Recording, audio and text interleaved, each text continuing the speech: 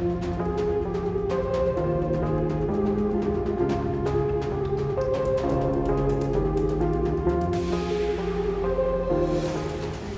का ऑपरेशन कैसे होता है दोस्तों? हमारे ब्रेन यानी दिमाग हमारे बॉडी का सुप्रीम बॉस है। यह दिमाग ही है जो शरीर के तमाम हरकतों को कंट्रोल करता है। यूं तो सारे शरीर की अंग बहुत इंपॉर्टेंट है, लेकिन ब्रेन से ज्यादा इंपॉर्टेंट कुछ भी नहीं। इसलिए कुछ खराबी आने पर या किसी बीमारी की वजह से डॉक्टर दिमाग की सर्जरी की बात कर देता है तो सही मानने में दिमाग खराब हो जाता है। दोस्तों, दिमाग बिना पूरे शरीर किसी काम का नहीं है। अगर किसी इंसान का दिमाग काम करना बंद कर दे तो उसकी बॉडी भी ठीक तरह से मूवमेंट नहीं कर पाएगी और बेवजह हमारे सारे प्रोटेक्टिव लेयर के पीछे से सेफ रहता है हमारा दिमाग। जी हाँ दोस्तों, अगर कहीं ये दूसरे अंगों की तरह होता तो उस पर चोट लगने का खतरा भी उतना ही ज्यादा होता।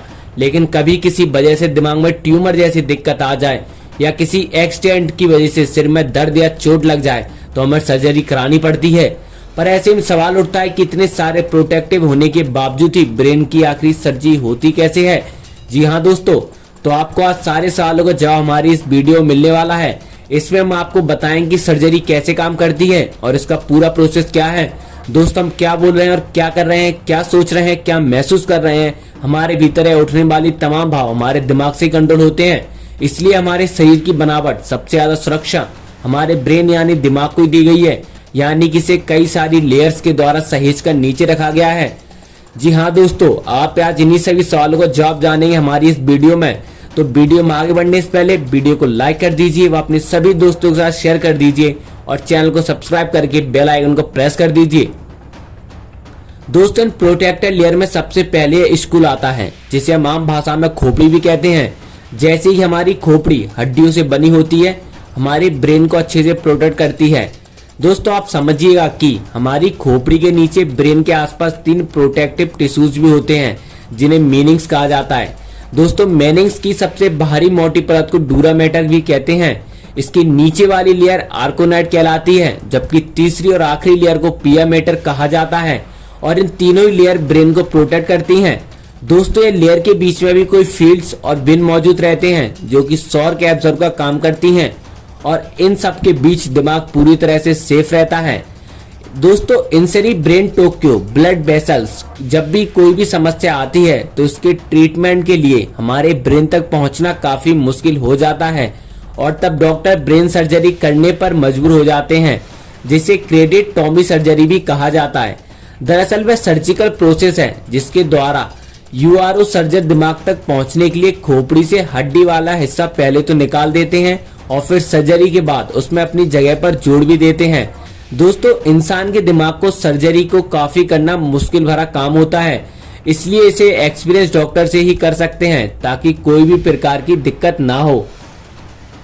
दोस्तों, तो चलिए अब आए की वीडियो में हम आपको क्रेनियोटोमी सर्जरी के बारे में बताते हैं।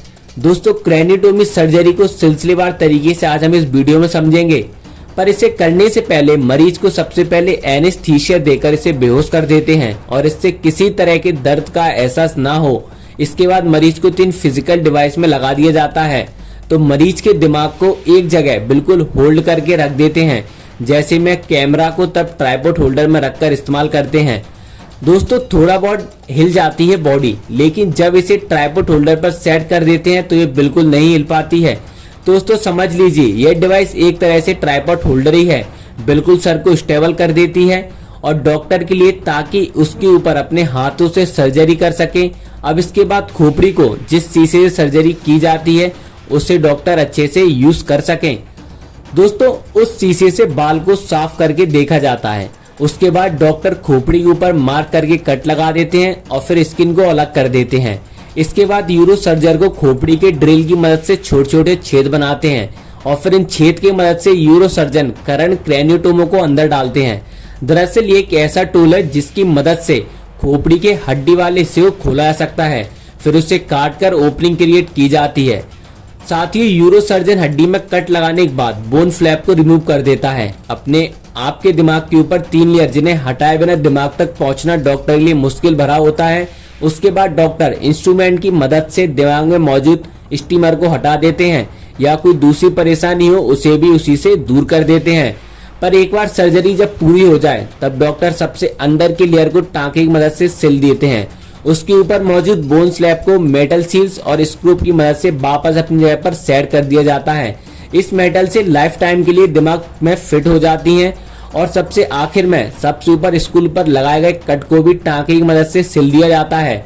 एक बार जब ये सारी प्रोसेस कंप्लीट हो जाती है तब फिर सीधा पट्टियों से बांध दिया जाता है ताकि सिर में लगे तमाम कट को सील होने यानी कि घावों को भरने का समय मिल सके। और दोस्तों, ब्रेन सर्जरी को लेकर लोगों के मन में आमतौर पर काफी डर भी रहता है, जो कि इसका संबंध मानव शरीर के सबसे महत्वपूर्ण अंग यानी ब्रेन से होता है। मैं चाहता हूं कि आज ये वीडियो देखकर आपको भी लग रहा होगा कि ये काफी कठिन प्रोसेस है। तो दोस्तों, शरीर का जो सबसे इम्पोर्टेंट अंग को सबसे ज्यादा प्रोटेक्टिव बनाया गया है, उसमें आई दिक्कत को दूर रखने में थोड़ी कठिनाई तो होगी ही। आज इसी प्रोसेस के बारे से 1000 लोगों की जान बचती है। अब ये बीमारी से हिम्मत हार चुके लोगों के सामने उम्मीद की नई किरण भी बनाती है। इसलिए आप भी सर्जरी को कराने के लिए कुछ फायदे भी समझ लीजिएगा। दोस्तों, यूं तो इस दुनिया में कई हैरत कर देने वाले बीमारियों के चमत्कार होते रहते हैं, पर आज एक ऐसा ऑपरेशन आया है जिसकी सुनकर आपका भी हृदय दंग रह जाएगा। दोस्तों, एक ब्रेन सर्जरी जिसने सभी डॉक्टरों को हैरान कर दिया था। ये सर्जरी हुई थी बेंगलोर में ऑपरेशन टेबल पर अपने हाथों से गिटार बजाते हुए अभिषेक डॉक्टरों को अपनी उंगलियों में आई मांसपेशियों के ऐंठन के इलाज में मदद करता रहा था। दोस्तों, इस इलाज की खास बात ये थी कि उनके दिमाग का ऑपरेशन किया गया था। अभिषेक प्रसाद ने गिटार बजाने के अपने शौक की वजह से अपनी नौकरी छोड़ दी थी। वो एक पेशेवर गिटार बजाने वाला बनना चाहते थे, लेकिन नौकरी छोड़ने के 20 महीने के बाद उन्हें महसूस किया कि उनकी बीच की उंगली और छोटी वाली उंगली गिटार बजाते वक्त तन जाती है। वो कई डॉक्टर से मिले, सबने अलग अलग तरह की दर्द और विटामिन की दवाइयां दी। इसके बाद वो डॉक्टर शरण श्रीनिवास के पास पहुंचे। दोस्तों, डॉक्टर शरण श्रीनिवास भगवान महावीर जैन अस्पताल में न्यूरोसर्जन है। उन्होंने अभिषेक के ब्रेन के सर्किट का लाइव ऑपरेशन करने का फैसला लिया था। अब आखिर ऑपरेशन कितना कठिन था इसके बारे में हम जानते हैं आगे। दोस्तों, इसका मायना ये हुआ कि अभिषेक को पूरी तरह से बेहोश करने के सिर्फ शून्य किया गया था। ऑपरेशन के लिए उनके मस्तिष्क में 14 मिलीमीटर का एक छेद किया गया था। उनके मस्तिष्क में 8-9 सेंटीमीटर गहराई तक जाकर टारगेट लोकेशन पर सर्किट को सही करना था। और इस पूरी सर्जरी के दौरान अभिषेक गिटार बजाते रहे, क्योंकि उनकी समस्या गिटार बजाने के समय से ही जुड़ी थी। इसलिए गिटार बजाते वक्त उनके दिमाग के अंदर की हरकतों पर डॉक्टरों की नजर रखनी थी। और दोस्तों, ऑपरेशन के दौरान उन्हें इस समस्या से पूरी तरह से छुटकारा मिलने का एहसास हुआ। यह पूरी दुनिया में अब तक का 8वीं बार ऐसा है जब संगीत की जटिलता से जुड़े किसी दिमाग की समस्या का इस तरह से ऑपरेशन किया गया है, लेकिन ये भारत में ऐसा पहली बार ही हुआ है। दोस्तों, आपके मन में सवाल उठ रहा हो कि आखिर साथ ऐसी कौन सी घटना है संगीत की जिनकी वजह से लोगों का पूरा उपचार हो चुका है। दोस्तों, ऐसी ही हैरत कर देने वाली जानकारी के लिए आपको हमारे चैनल को सब्सक्राइब करना पड़ेगा और बेल आइकन को प्रेस करना पड़ेगा, जिससे आप ऐसी ही दुनिया की अजीबोगरीब घटनाओं के बारे में सबसे पहले जान सकें हमारे चैनल के माध्यम से। आपको अगर वीडियो पसंद आई है तो आप वीडियो को लाइक और शेयर कर दीजिए। अगर आपके अंदर से ब्रेन सर्जरी का डर निकल चुका है तो आप हमें कमेंट बॉक्स में कमेंट करके जरूर बताइएगा। और आपको अगली वीडियो किस टॉपिक पर चाहिए हमें कमेंट बॉक्स में कमेंट करके जरूर बताएं, हमें पढ़कर अच्छा लगेगा। तब तक के लिए धन्यवाद, नमस्कार। फिर मिलते हैं ऐसी ही हैरत कर देने वाली एक वीडियो के साथ।